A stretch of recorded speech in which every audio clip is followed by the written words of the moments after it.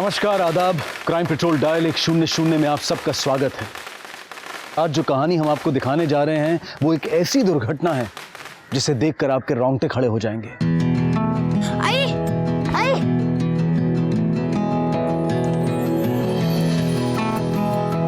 आई, आई। अरे क्या हुआ, क्यों चिल्ला रहा है? आई हेबत, मैं पूरे स्कूल में फर्स्ट आया हूँ।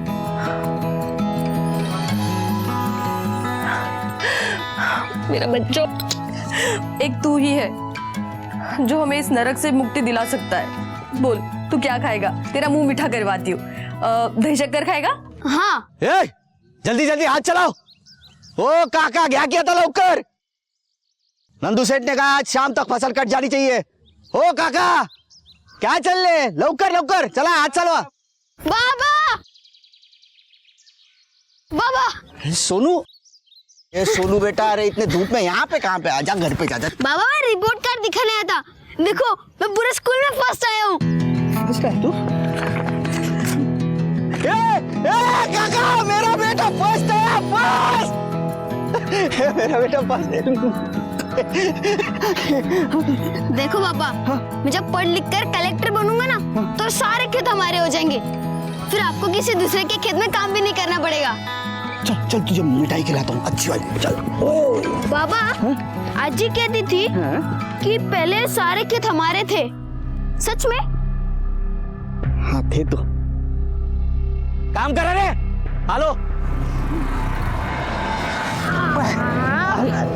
सर बेटा, मालिक फर्स्ट आया, फर्स्ट। मिठाई मिठाई चाहिए उसको। हाँ, ले ले सुन, वो अंग्रेजी स्कूल में पढ़ा रहा हूँ। हाँ, देख देख, ये अच्छा लगा क्या? विराट, तू बकुंठ, कौन सा भी चाहिए ले लेना। हाँ चलिए। मालिक मैं दे देता हूँ पैसे। हाँ चल। ए शंकर, पोरगा फर्स्ट आला, फर्स्ट। हाँ आता शहरात पाठवतो बघ। सोनू, आपण आहे ना तू, ले खाना। अरे का हुशार तू खाना तो मोइलो।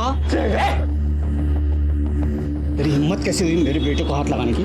हाँ, अरे तू इसका बाबा है तो मैं भी इसका आजोबा है। मिठाई खिलाना पास हुआ है ना वो। अरे जहर नहीं दे रहा उसको।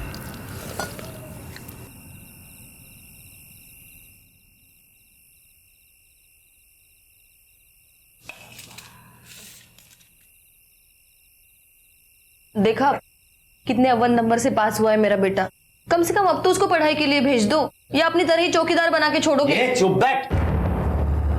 वो दिन रात जहर उगलते रहती है। जहर इसलिए उगलती हूँ क्योंकि मैं आपके बाप की तरह नहीं हूँ। इतना होनहार बच्चा है मेरा, फिर भी इसकी जिंदगी बर्बाद है। 3 साल से तुम्हारे पीछे पड़ी हूँ। अगर औकात नहीं है ना तो मुझे बता दो, मैं अपने भाऊ और बहनी के पास इसको भेज देती हूँ।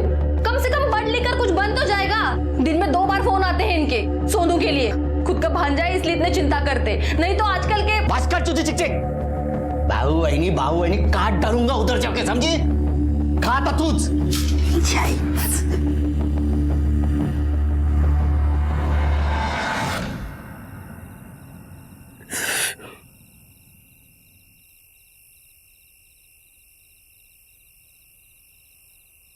क्या हुआ? क्या सोच रहा है?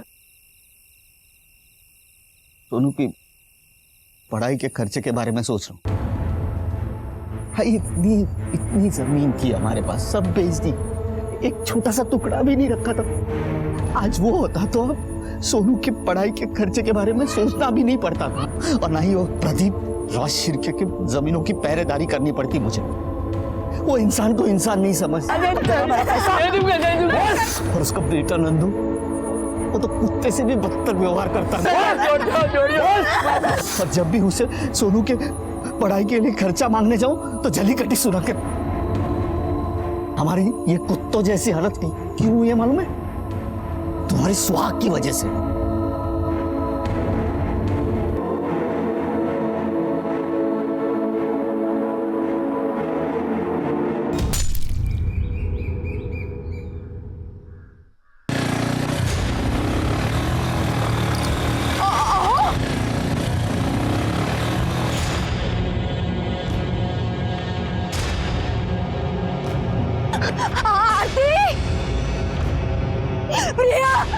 आई प्रिया काय झालं आई आई आई काय झालं एवढी का घाबरलीस अगं तुमच्या बाबाला विराज घेऊन गेला काय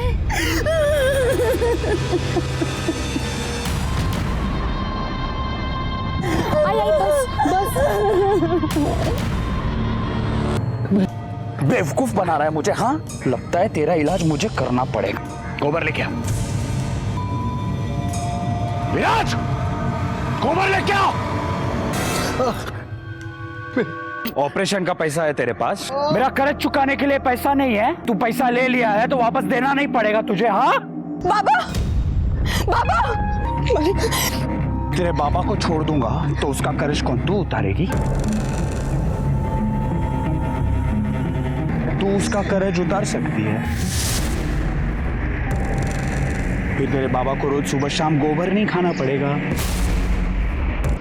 मालिक देखो, काका का पेट से खून निकल रहा है, उसे छोड़ दो। तो कौन तू देगा उसका पैसा? हाँ, 2 कौड़ी की औकात नहीं है तेरी। बच्चे को पढ़ाने के लिए शहर में भेजना है तेरा, पैसों के लिए मेरे पास भीख मांगते रहता है, दो हिलाते रहता है। चल जा। बाबा दादा छोड़ो, देखो ये बिल्कुल गलत है, छोड़ो से। बाबा बाबा मेरे मामले में बीच में मत पड़ना। तू अपने काम से काम रखा कर, समझी? मैं अगर बीच में नहीं आती ना तो फंस जाते थे आप। अरे विश्वास काका को अगर कुछ हो जाता तो जेल हो जाती आपको। दादा बस भी करो अब क्यों बेचारे गरीब गांव वालों का खून चूस रहे हो? अब और कितना चाहिए आपको? रास्ता बोलो नको। तू अपना ये ज्ञान है ना किसी और को बांटना, मुझे नहीं। मुझे अच्छी तरह से पता है मुझे क्या करना और क्या नहीं करना। और मुझे बोलने से पहले तू खुद को देख। तूने जो किया ना, उसके बाद तुझे घर से बाहर निकलने दे रहे हैं, वो तेरे लिए बहुत है। तू बच गई है, वरना काय वक्त है? खेत में काम दिया तो घर में घुसेगा। तेरे घर की कथा सुना रहा हूं जो कान लगा के सुन रहा है। चल भाग।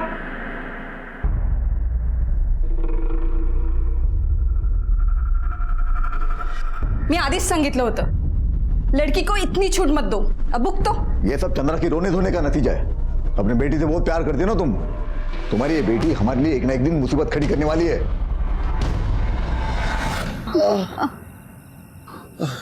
अगं हळद घेऊन ये जा।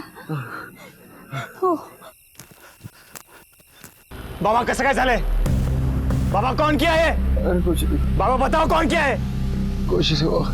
ए, बता कौन किया? अभी के अभी जाके काट डालूंगा उसको मैं। अरे बताने क्यों नहीं? बताना कौन किया है? दादा तुझे शपथ है, अपना मुंह मत खोलना मुंह। अच्छा नहीं बताओगे? मरने का इतना ही शौक है ना तो मरो। और कितना मरेंगे? मर तो रहे हैं ना। आई जरा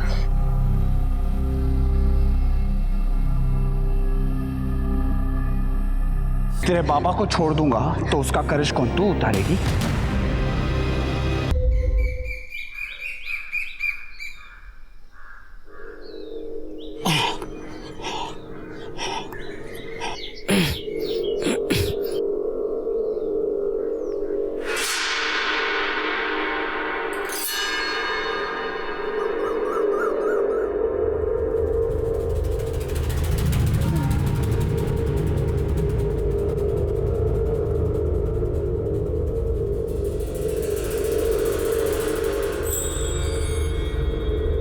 आई, शेतात जाऊन येतोय।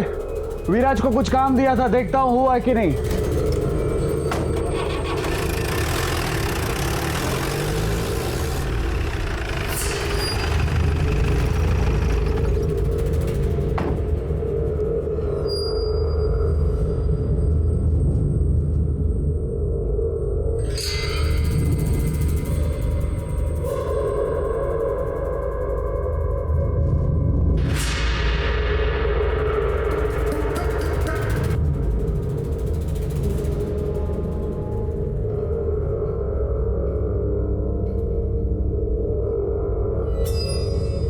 तुम मेरे बाबा का कर्ज माफ कर दोगे ना?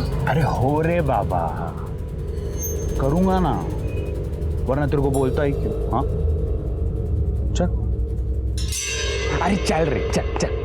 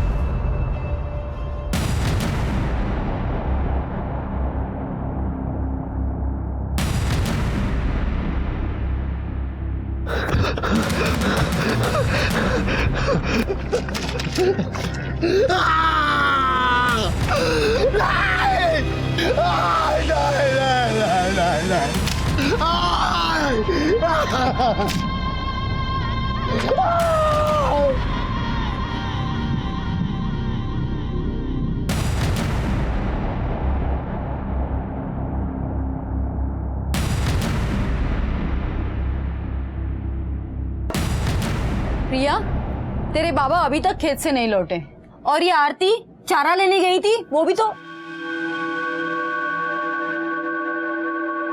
आरती,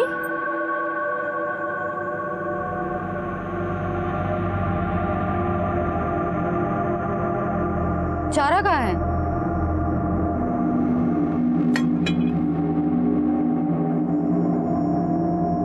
क्या हुआ? कुछ बोल क्यों नहीं रही है तू?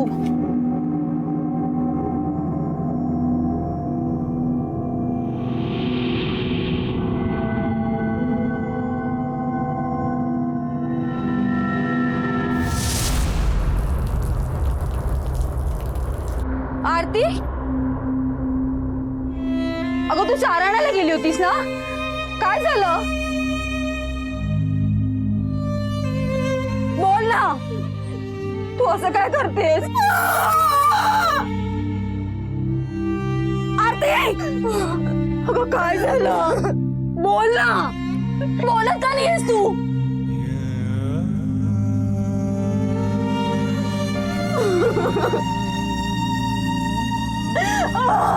अरे देवा,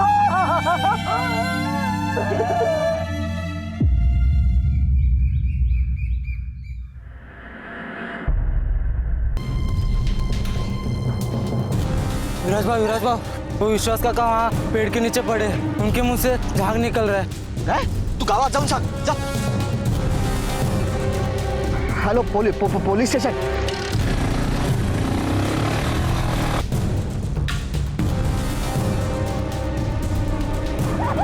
काय झालं?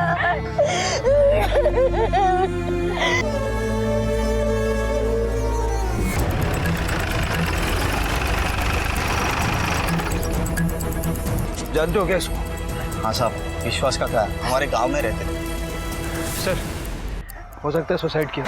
हाँ साहब, ये खरा है, ये खेत मेरा है, लेकिन मेरे खेत में इसने आत्महत्या क्यों की समझ में नहीं आ रहा है. इसका आपसे कुछ लेना देना था क्या? लेना नहीं देना ही था. कर्जा लिया था मेरे से, अभी चुकाने की बारी आई तो मेरे खेत में आके आत्महत्या कर ली. नहीं साहब, साहब इन्होंने आत्महत्या नहीं की साहब, बल्कि इनको मजबूर किया है अपनी जान देने के लिए. इनके बेटे नंदू ने मेरी बेटी का किया साहब.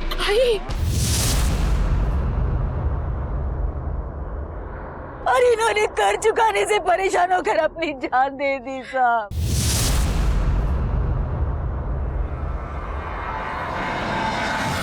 तुम्हारी माँ ने जो नंदू पे इल्जाम लगाया है, सच है वो?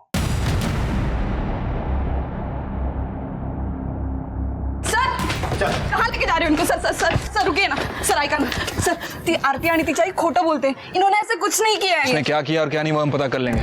डालो अंदर इसे.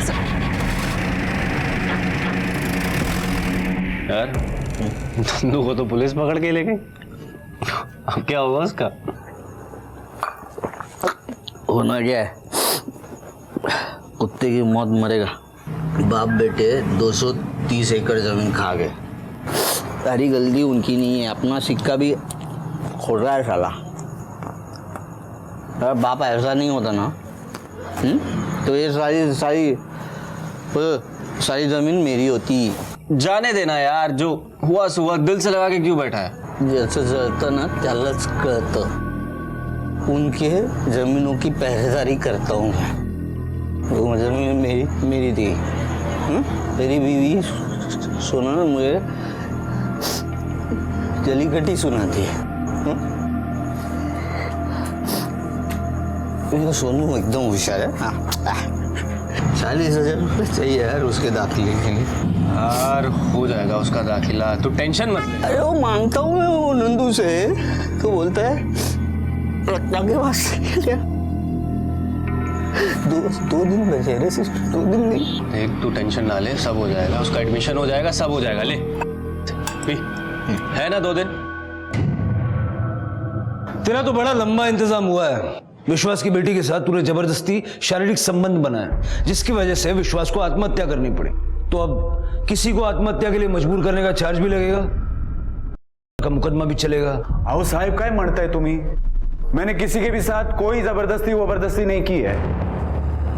शराफत से बताएगा तो फायदे में रहेगा। अरे लेकिन कुछ किया होगा तो बताओ ना। अगर मैंने उसके साथ जबरदस्ती की होती तो उसके कपड़े तो फटते, उसके शरीर पर या मेरे शरीर पर किसी घाव के, किसी जख्म के या किसी चीज के निशान तो होते। देख लो सर, मेरे शरीर पे एक भी निशान नहीं है। और खरं म्हणतोय मी, मैंने किसी के भी साथ कोई जबरदस्ती नहीं की है। कांबळे, सुबह तक इसको यहीं रखो, बाद में सच बोलेगा।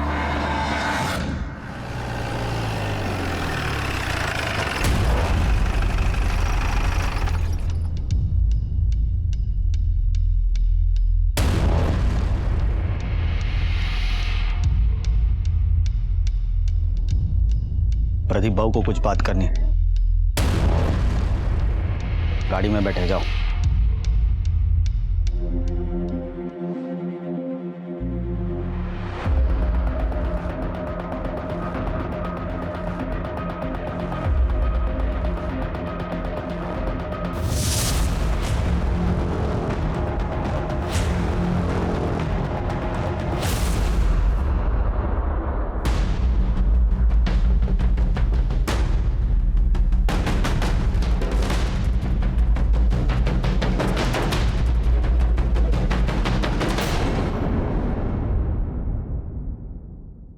किसी दवाओं में आकर तो ऐसा नहीं कह रही हो ना तुम? नहीं साहब, वो मेरे आई ने झूठ बोला था।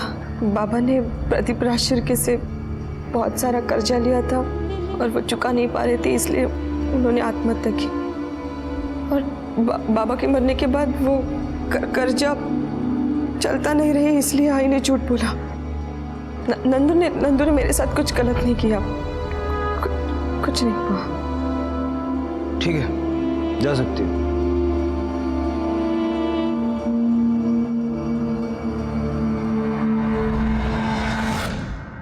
झूठ बोल रही है ये। नंदू को छोड़ दो। Okay sir.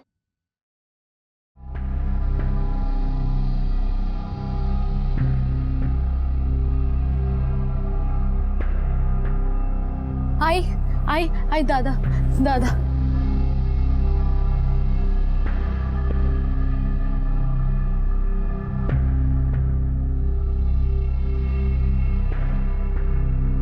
उसे क्यों घूर रहा है? हाँ, क्या करने गया था तू? बोल ना। उन दोनों बाप बेटों को हमेशा के लिए खत्म करने गया था। देखिए वकील साहब, कुछ भी कीजिए, लेकिन हमारे बेटे को पुलिस से छुड़ाइए। बाबा! विराज, प्रदीप तेरे बाबा को मार डालेगा। विराज! बाबा, हमें अभी पुलिस में कॉल करना चाहिए और इसको पुलिस के हवाले करना चाहिए। नहीं, इसे हम पुलिस में नहीं देंगे। इसने तो हमारा काम और भी आसान कर दिया है। हमारे वकील के पैसे भी बचा दिए इसने। और तेरी बहन ही हमारे नंदू को हमारे पास वापस लेके आएगी पुलिस से। लेके जा इसको, बांध के रख।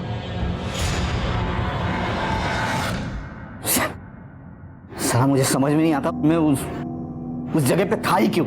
और राकेश प्रदीप को मार देता, फिर बाद में नंदू को मैं लुटका देता, आसानी हो जाती ना। कोई बात नहीं, दोनों बच गए ना। ये दोनों मेरे हाथों मारने वाले। देख तू ऐसा कोई गलत काम नहीं करेगा, समझा? अबे गलत कुछ नहीं हो। बाबू, क्या रे? चप्पल ठीक हो गया। डाली क्या? ये देख भाई, ये काम करवाती है वो उनकी बहू रत्ना, संडास साफ करवाती है, चप्पल सिलवाती है मुझसे। ये नंदू मेरे बेटे के एडमिशन के लिए पैसे दे दे, बस उसको शेयर भेज दूंगा, दूसरे दिन नौकरी छोड़ दूंगा। पर पैसे नहीं ना दिए तो उसी दिन। तू दिमाग को ठंडा रखेगा कि नहीं? शांति से काम ले, जाके देख वो कितना पैसा देता है, बाकी मैं देखता हूँ कि मैं कितना कर सकता हूँ।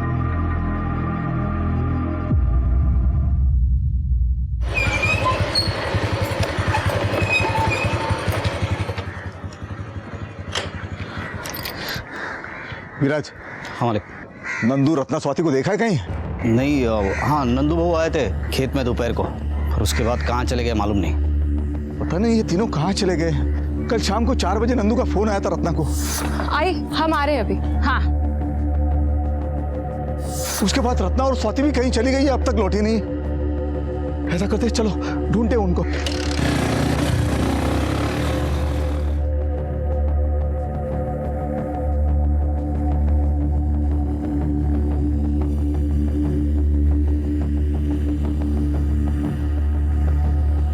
चल खेत की तरफ चल। मालिक वो तीनों खेत में क्यों जाएंगे? वो सांगली निकल गए होंगे। तो अपना दिमाग में चला, मैं जो बोल रहा हूँ कर। चल चल। सर, विश्वास की पोस्टमार्टम रिपोर्ट। सर, रिपोर्ट के हिसाब से उसकी मौत पॉइजन खाने की वजह से हुई। सर, गांव में जो लड़का ये दवा बेचता है, मैंने उससे पूछताछ भी की। विश्वास ने उससे दवा खरीदी थी। रुक रुक रुक रुक। क्यों?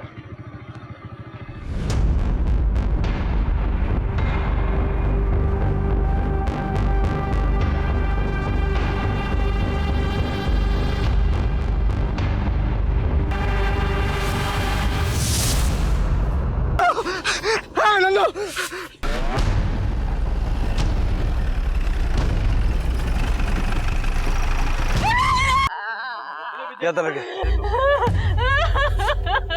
कामले, जरा देखो आसपास मर्डर वेपन मिलता है क्या?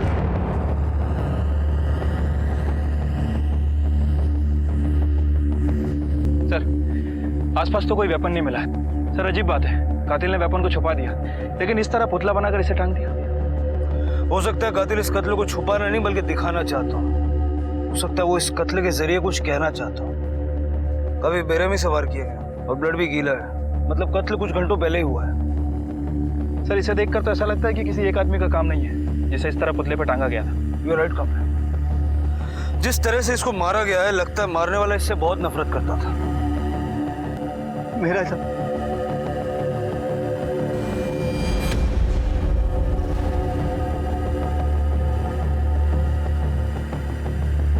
आपको किसी पे शक है?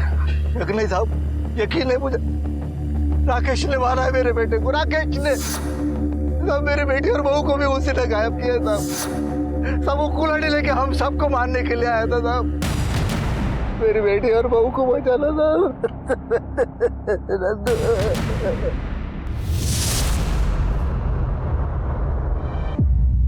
मैं सिर्फ उसे नहीं, उसके पूरे परिवार को मारने गया था। उन्हीं की वजह से मेरे बाबा ने आत्महत्या की। आरती की इज्जत गई, उसी का गुस्सा था साहब मेरे को।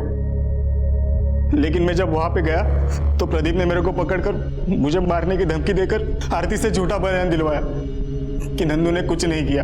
और वहां से छूटने के बाद भी तू हमारे पास नहीं है। जब नंदू का खून हुआ तो तू कहाँ था? तब साहब मैं सुबह से लेकर रात 3 बजे तक मेरा दोस्त संतोष उसके पास था। सर, स्वाति, रत्ना और नंदू के फोन रिकॉर्ड्स और ट्रायंगुलेशन रिकॉर्ड्स। सर, रत्ना और नंदू ये दोनों लगातार फैमिली मेंबर्स के कॉल में थे, लेकिन सर स्वाति के कॉल रिकॉर्ड से किसी अशोक का नाम सामने आया। सर, स्वाति दिन में 10 से 12 बार इस अशोक से बात किया करती थी और कोई भी कॉल आधे घंटे से कम की नहीं है। स्वाति के फोन पर आखिरी बार इसी नंबर से कॉल आया था। स्वाति के पीछे क्यों पड़ा था? हम लोग तो एक दूसरे से प्यार करते हैं। अशोक, अगर घर वालों ने मेरी शादी के लिए हाँ नहीं कहा तो क्या तुम्हें भगा ले जाऊंगा? हाँ, मैं क्या डरता हूँ क्या तुम्हारे घर वालों से? क्या बात है? भाऊ, ये मेरा क्लासमेट है, बाजू वाले गांव में रहता है और बहुत अच्छे घर से है। भाऊ प्लीज प्लीज इसे छोड़ दीजिए। हम एक दूसरे से प्यार करते हैं। अशोक भाग जाओ। अशोक भागो। उसके बाद भी तूने स्वाति से कांटेक्ट तोड़ा नहीं, यहां तक कि कल जब स्वाति घर से निकली गायब हुई तब भी आखिरी कॉल तेरा था। सर, मैं मानता हूँ मैंने कॉल किया था, लेकिन मैंने किसी को गायब नहीं किया सर। मैंने किसी का खून नहीं किया। हमने तेरे मोबाइल से मैसेजेस पढ़े जिसमें एक मैसेज में स्वाति लिखती है कि प्रदीप, रत्ना और नंदू ये सब तुम्हारे रिश्ते के खिलाफ थे। यहां तक कि रत्ना तो उसके लिए एक लड़का भी देख रही थी। रत्ना और नंदू सबसे ज्यादा खिलाफ थे। और जवाब में तूने क्या लिखा है? कोई भी हमारे प्यार के बीच में आएगा तो उसे रास्ते से हटा देंगे। सर, मैंने ऐसा मैसेज जरूर किया था, पर इसका मतलब ये नहीं कि मैं सच में ऐसा कर दूंगा सर। हटा देंगे मतलब ये प्लानिंग तेरी और स्वाति की थी। बोल, स्वाति कहाँ है? और रत्ना को कहां रखा है? जिंदा है या मार डाला? सर मैं सच बोल रहा हूँ सर, मैंने ऐसा कुछ नहीं किया। सर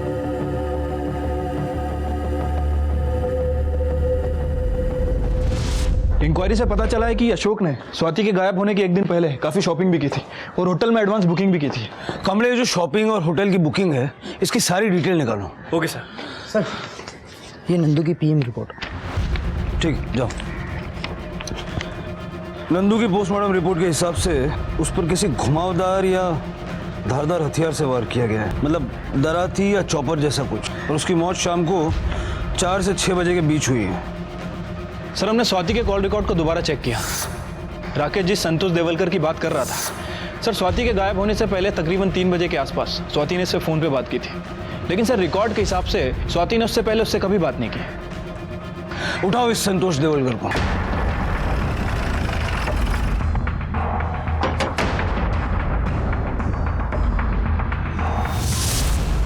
जिस दिन स्वाति गायब हुई तूने उसे फोन किया था? हाँ किया था, वो रत्ना ने मुझ पे केस किया था ना। ठीक आहे वहिनी। हाँ ठीक है, चलो। वहिनी ते आधीचे पैसे दिले तर बरं होईल, उधारी खूप झाली ना। पैसे तो नहीं है माझ्याकडे। एक काम करती हूँ, अभी का और बाद का दोनों साथ में ही दे देती हूँ। वहिनी हर बार यही बोलते हो। संतोष, मैंने कहा ना बाद में दे दूंगी। वहिनी क्या रे, चौवन्नी की औकात नहीं है तेरी और मेरी बीवी पे हाथ डालता है? हाँ, मेरी बीवी पे हाथ डालता है। उसके बारे में बात करनी थी स्वाति मैडम को, तो मैंने फोन किया था। हेलो स्वाति मैडम, संतोष टेलर बोलते मैं। बोलिए क्या काम है? और रत्ना मैडम को केस वापस लेने को बोलो ना, क्योंकि उनकी वजह से कोई लेडीज लोग दुकान पे नहीं आ रहे, मैं भूखा मर रहा हूँ ना। अब पक्का नहीं बोल सकती, पर मैं कोशिश करूँगी। फिर थोड़ी देर बाद हम राकेश के घर पे चले गए, रुके, फिर बाद में दारू ली और दुकान वापस चले गए साहब। नंदू के कत्ल में हमें राकेश पर भी शक है। कहीं ऐसा तो नहीं कि तूने और राकेश ने मिलके ये प्लान बनाया था? सर ये अशोक के वकील है, इसके बेल के पेपर्स लेके आए। ठीक है, छोड़ दो। आइए। कांबले, अशोक ने बेल करवाई, उसे छोड़ रहे हैं, लेकिन उस पर नजर रखना। Okay sir. Sir Swati, Ratna और नंदू, इन तीनों के फ़ोन लोकेशन चेक किया। सर इन तीनों का फ़ोन एक ही जगह स्विच ऑफ हुआ था। हमने उस लोकेशन को भी आइडेंटिफाई कर लिया। पुलिस हर पहलू को टटोलने की कोशिश कर रही थी, लेकिन अब तक उनके हाथ कोई सफलता नहीं लगी थी। संतोष, अशोक, राकेश, तीनों पर पुलिस की नजर थी। नंदू का कत्ल किसने किया था और क्यों? क्या वो स्वाति और रत्ना का भी यही हश्र करने वाला था? नंदू, स्वाति और रत्ना का मामला एक ही था या फिर ये अलग अलग मामले थे? साहब जिस दिन नंदू का खून हुआ उस दिन नागेश के साथ बहुत झगड़ा हुआ था साहब।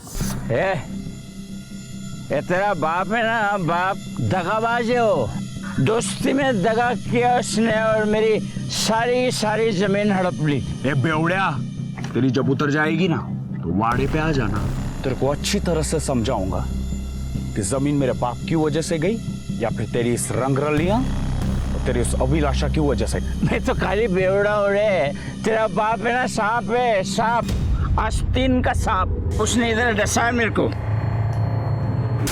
ये नागेश कौन है और कहाँ रहता है? साहब नागेश विराज का बाप है साहब। वो सुतारावाड़ी में पहला मकान उन्हीं का है। क्या मेरे सोनू को लेके गई ना? भाई के साथ आई थी, काट के रख दूंगा। तू बेटा, उसको रोकना चाहिए था ना तू।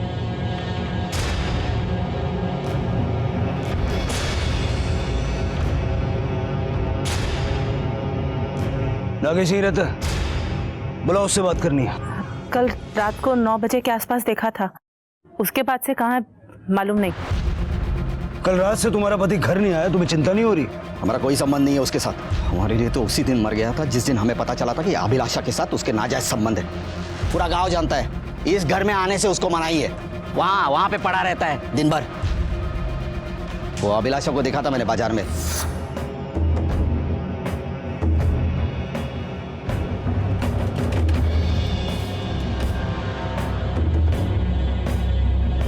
अभिलाषा यहाँ क्या कर रही है?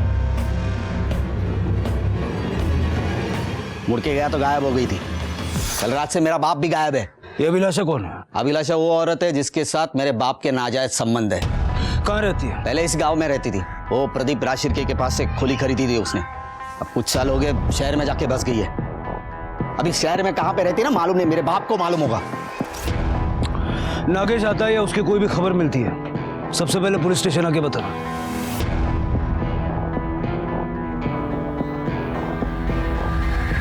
कमले, जरा पता करो ये नागेश कौन सी दिशा में और किस काम से निकला है, और अभिलाषा की डिटेल्स निकालो, क्योंकि इस केस में जिस तरह से गड़े मुर्दे उखड़ रहे हैं, क्वाइट पॉसिबल कि इन मुर्दों में से किसी का नंदू के मर्डर से कोई कनेक्शन हो। सर, राकेश और संतोष के बयान को हमने चेक किया तो पता चला कि 4 बजे से पहले वो दोनों राकेश के घर पर थे।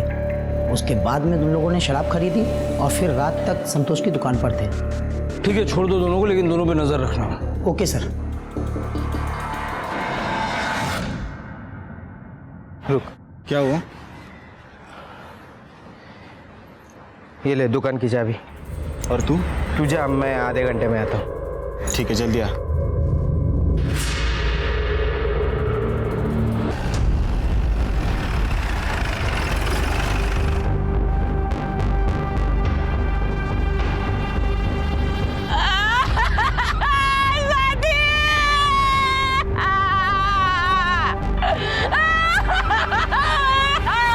दूर चलिए, हटिए, चलो पीछे हटिए, आप लोग पीछे। आखिर कातिल था कौन और क्यों वो इतनी दर्दनाक मौत बांट रहा था? इतनी नफरत आखिर उसके अंदर कहां से समाई थी? इन सभी सवालों के जवाब हमें मिलेंगे कल इस केस के दूसरे और आखिरी भाग में।